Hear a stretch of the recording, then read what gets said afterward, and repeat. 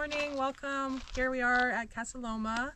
We're in the small community north of Todos Santos. Everything here is off-grid, and introduction to the creator of this property, Velma, my mom. So welcome to Caloma. I'm kind of in the lomas, these little hills, so that's why it's called Caloma. We start with the parking is there, and then we make our way up. This is a little cul-de-sac right here. This property is sloped quite a bit, so it has nice views from different perspectives. And whenever I build, which I've always built off-grid, I start with a bodega. A bodega is like a locker. And so this one here is, what I like about it is that whenever I build, it's somewhere that I'm going to store for safety purposes, but also if I have extra food or wine, etc. I want it to have good temperature ranges. I put vents here, and on the other side they're on the bottom. And what that does, it creates a good temperature variation. So when it's really hot out, it's nice and cool. So you can see, of course, there's a lot of things in here, but these vents, they're up top and below. It creates good circulation, so I always get really good temperature. So when it's really hot in the summer, I don't get mold.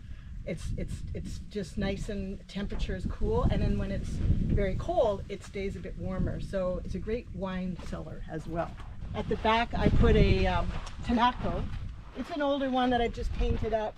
And then I run tubes off the roof, so the roof up top is sloped so that I can collect rainwater. We don't get a lot of rain, but when we do, it's good to collect it, because here in the desert, there's times now we're even going into a drought condition, so I want to be able to collect as much as I can. I like to keep as many of the natural trees as possible. Many of them have medicines, and I like to make medicines from these trees and plants, whether it's the roots or the leaves or the branches themselves. I always like to have a fire in the evening because there's always things to burn, and it's a lovely view again from here to have an evening fire with a nice beautiful starry sky. As I built my cottage with stone, which I collected myself, I also have concrete, a nice combination of elements and materials. So when you walk up here, there's always a combination of stone and cement, just so you start to see the variation of these materials. This part here is the gray water from my kitchen comes down to this little area, so I've got trees. So these ones drop their leaves, but as it grows, it'll create a nice shade in this area. These are all local torotes, elephant trees, beautiful. When they start to leaf up, when the rains come, this will add a very nice little bit of shade and protection again from visitors and views from the road. This is where my propane tank is. And I always like to shade mine as well, so the men can just come up with the truck in that little cul-de-sac and bring their tube in. But mine lasts about a year and a half. So again, we have another view area here. And in the evenings is a nice place to sit. The birds now, because I've created a zone with plants. I haven't put water systems in, they're just hand watered. But the birds just love to come here around the area. This area over here is the another gray water area from the washing machine and shower. And so again, when there's more growth of plants than that and shade, which creates an area for the birds to come. So lots and lots of hummingbirds, lots of local birds. We have a lot of indigenous birds here, and they seem to really like it here. So I'm quite happy to have those as visitors. So this is stone, and I have two parts to the cottage. This stone is from these local lomas, and I hand-picked them myself, collected them, and brought them here. So I got some good exercise. This is the bedroom here. And I used all local materials. So this, the stone, as I mentioned, it's all from these local hills. It's Caloma, and all of these stones are from the local area. It's been set in stone, but then we use concrete in between. So again, those two elements. This here, this is palo de arco, which is a local medicine tree. And a lot of the old mountain places and houses were built with these palo de arco. Very sturdy, a lot of cabinets and furniture were made in the old days. And I like a lot of ventilation. So again, it's very calm and especially when it gets really hot. There's lots of nice breeze that comes through here. I don't have any mold or anything like that. It's just so fresh. And I put this fine mesh, you can see up here, and the reason is just to keep the birds so they're not flying in here. And there's some nice views from here. I like to wake up and have that gorgeous view out to the ocean. It's kind of quiet today, but we do hear a lot of the waves when it's really pounding on the shore there. And we can see them, the waves coming up over the beach.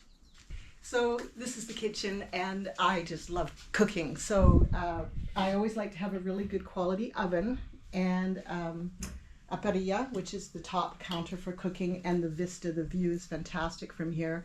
Those doors, double doors, they open up. All of these doors here are custom made. There's 3 sets of them. They're all local carpenter that created them for me. And this glass is hurricane-proof glass, so it's just, you can't just punch it and break it. It's very high quality. It comes from Guadalajara. And then again, lots of the ventilation. This roof is different than the other one. This is like a Puerto Vallarta style. It's a lot more costly, but it keeps things more clean. And because it's a cooking area, I don't get a lot of stuff that's anything flying down from the roof itself. I'm an outdoor person, so I generally stay outside. We sit on the steps to watch the sunset, or right now the sun's setting through that window, so I can be sitting here and have a beautiful sunset. Or in December, when it's December time, the sun will set directly in front right here. So anyone that's going to buy property here, or that has property, a lot of it's sold, but they'll build higher up because down below is that arroyo, so it's not really the best place to build. So the view is pretty consistent, and these cotyledons are right there, so it's they're protected plants. So lucky to have this nice view, quiet area. It's a beautiful place to sit in the evening as well. The only house that I see is this Italian mansion. I just have the back of it at nighttime and the lights there. Otherwise, I don't see many lights in the evening here, except for the stars. All of these cabinets here are made by a carpenter, local carpenter. I always have them custom made. And I always like to have my drawers. I prefer to have drawers lower down as opposed to higher up. I find it just creates the space, more light. And then I just like my drawers and everything to be rolling drawers. It just seems to work for me in whatever places I build. And I like the counterpiece because I like to bake. I make chocolate. I'm a chocolate maker. So I tend to like to have the space and free space for that. So in this area is kind of a private zone. It's the area for beautiful views from here. I have the shower house here, just a shower area with nice hot water. And it's a lovely space, 1 or 2 people, maybe 3 or 4. But it's a great room for that. And then this is an area to sit from coming out or just dressing, because no one can see this space. And I love the views from here when I come out after the shower. It's just wonderful.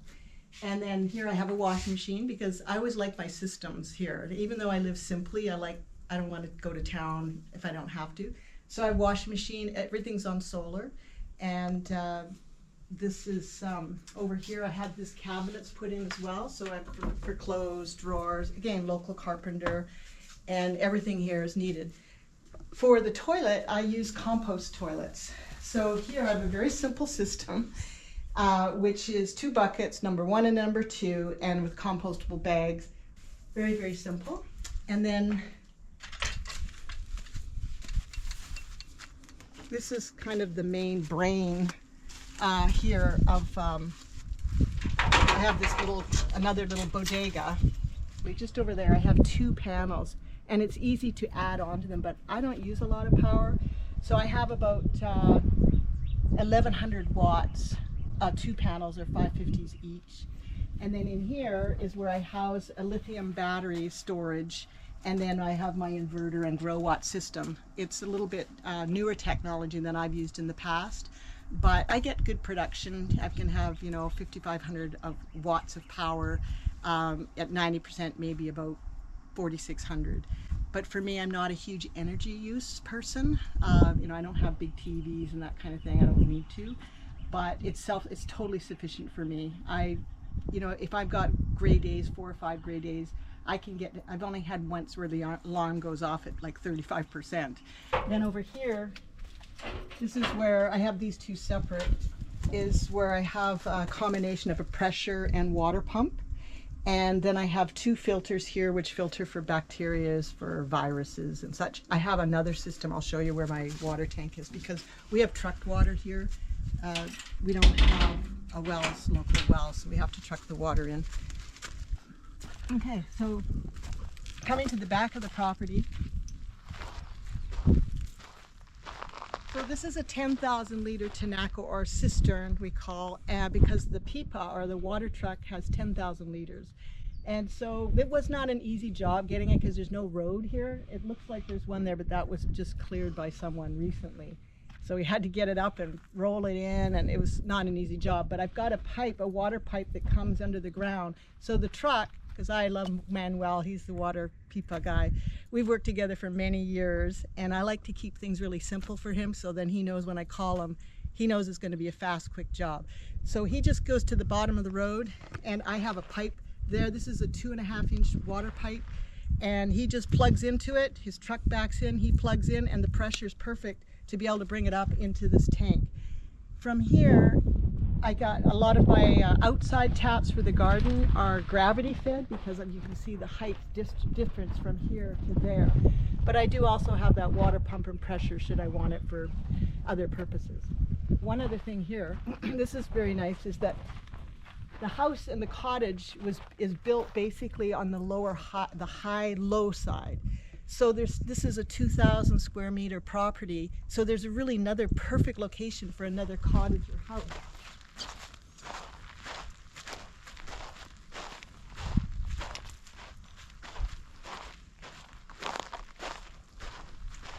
Right in this area, there's another area here perfect for, and I have a perfect, beautiful design for a house that I've designed that would be able to have the driveway drive up and drive with the parking underneath the house.